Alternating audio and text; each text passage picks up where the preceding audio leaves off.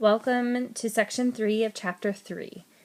This remaining section is going to focus on the cycles of matter. So kind of in the last section we talked about the energy flow and depicting that in food chains and food webs and whatnot. Now we're moving into this idea of how does matter cycle throughout the biosphere. Earth would be considered an ultimate recycler. And there's 4 different kind of cycles that we're going to focus on for our purposes of the class. And these are the considered biogeochemical cycles, and they connect biological, geological, and chemical aspects of the biosphere. These cycles are constantly repeating themselves because Earth is considered a closed system. And this closed system really means something that's not going to let something in or out. So going back to kind of the physical chemistry, matter can be neither created nor destroyed in a closed system. And that's why we get these cycles. The ones that we're going to cover for this chapter include the water cycle, carbon cycle, nitrogen cycle, and the phosphorus cycle.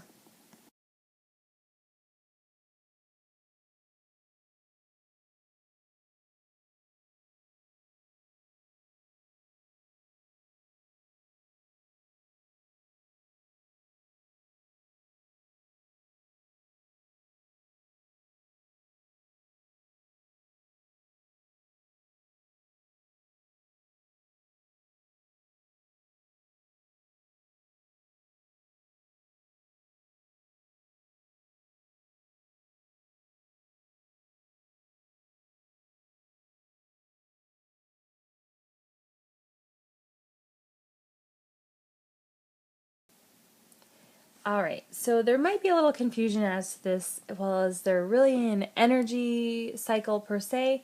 And we really focus on cycles dealing with matter. So matter, materials, that type of thing.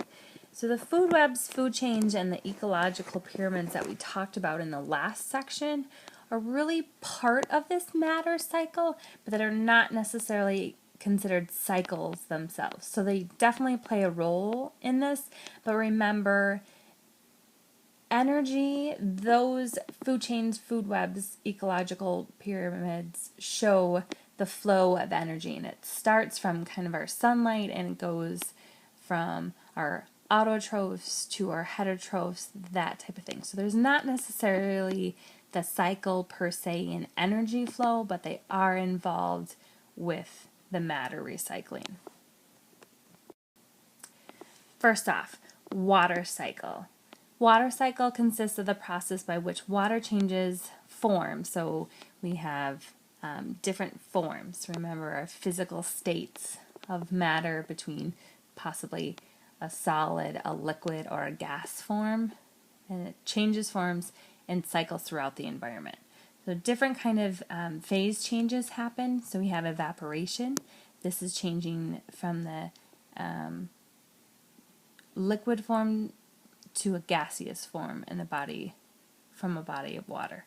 Transpiration is the process of evaporation from leaves on plants. So again, just a little bit different terminology there, but evaporation is this gas changing into this gaseous form, and transpiration is what we'll actually call the evaporation on the leaves of plants. 2 more terms here for the water cycle. Condensation, the process of gaseous water molecules collecting and cooling down to form clouds. So going from this gaseous state to a liquid state. And then we have precipitation, when the water droplets become large enough that they fall from the clouds and return to the Earth's surface. So in the form of rain, snow, sleet, hail. This just shows an example of the water cycle, and again we have our evaporation going on here, possibly our condensation. Write that in here, and then it's coming down in the form of precipitation.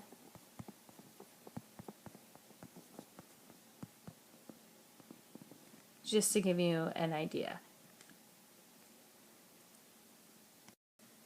So a little bit more on this water cycle. Again, on the Earth's surface, water droplets collect and move to the lowest point of land, forming lakes and rivers. So we're looking at this lowest part. And at this point, runoff can also occur. Water moves sand, other debris as it's moving to the lowest point. So some of the environmental effects or the issues involved with a water cycle involve this idea of it can cause damage to the environment, flooding, destroyed crops, mudslide, etc. So on the next slide, we're just going to take a peek at those. So just this idea of mudslides being caused by runoff, deteriorating different rock and sediment and whatnot. So that can be an ecological factor impact from the water cycle. We also have the flooding component, again, just when the soil's inability to absorb enough water, not to have any place for the water to go, we can obviously get some flooding involved in there. Alright, so we talked about this idea of water cycle, and again, the water cycle should be pretty familiar to a lot of you. You're going to spend some time in the next couple of days going more in depth with it, but that shows the cycle of water through the different phases, kind of recycling through the earth. So we also have the nutrient cycles, where we specifically look at chemical substances that organisms are going to need to sustain life. These chemical substances are actually called nutrients, and that's why we have this idea of the nutrient cycle. Every living organism needs to build tissues, carry out essential life functions, and like water, nutrients are passed between organisms and the environment through the biogeochemical cycles. And again, this is kind of why that idea of this energy is not necessarily a cycle, because we're really more of recycling the matter and the nutrients within the different organisms versus the energy. So 3 we're going to focus on are carbon cycle, nitrogen cycle, and the phosphorus cycle. Alright, so we're going to move into the first of our nutrient cycles, the carbon cycle, and this is kind of the big one. Carbon is a key piece of living tissue, and all living things contain carbon. That's why we have this field of organic, when we get into the realms of chemistry, organic chemistry, it all involves carbon. And there's 4 main ways carbon is moved through the cycle. So first, if we look at the biological processes. So these are processes, and again, remembering bio means life. Processes for life, such as photosynthesis, respiration, and decomposition.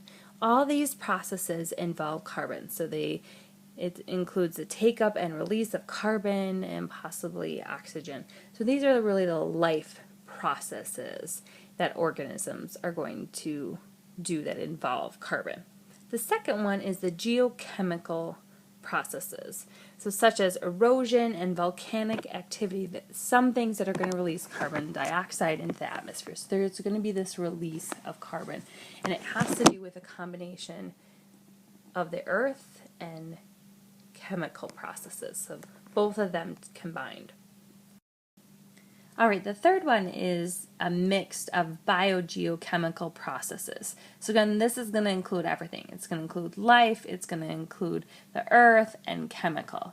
And this wraps around this idea that oftentimes when organisms are buried and start decomposing, oftentimes they're going to, because they're buried, be put under pressure and possibly turned into coal, petroleum, or other things that are going to create these underground stores of carbon.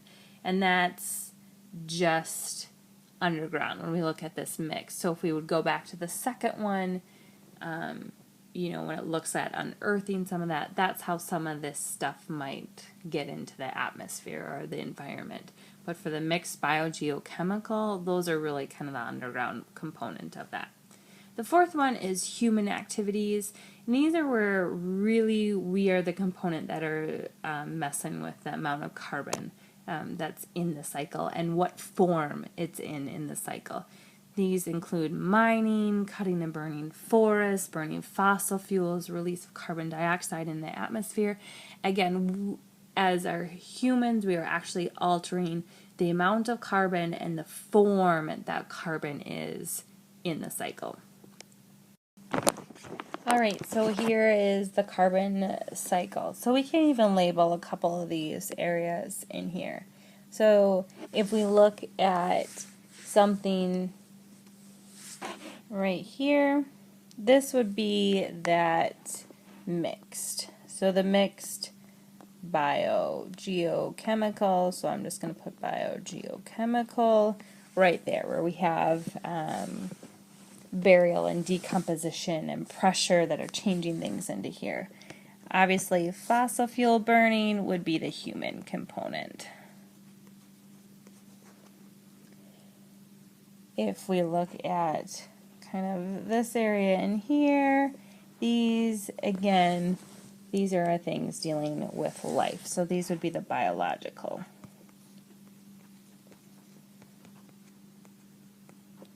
And the geochemical, again, maybe if I had a volcano or, we could put a little volcano here. My awesome drawing. This would be something of the geochemical.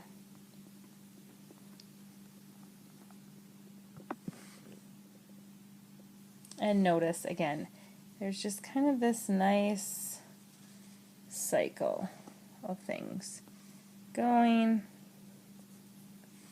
and it all depends on the form that it's in and the amount and that type of thing.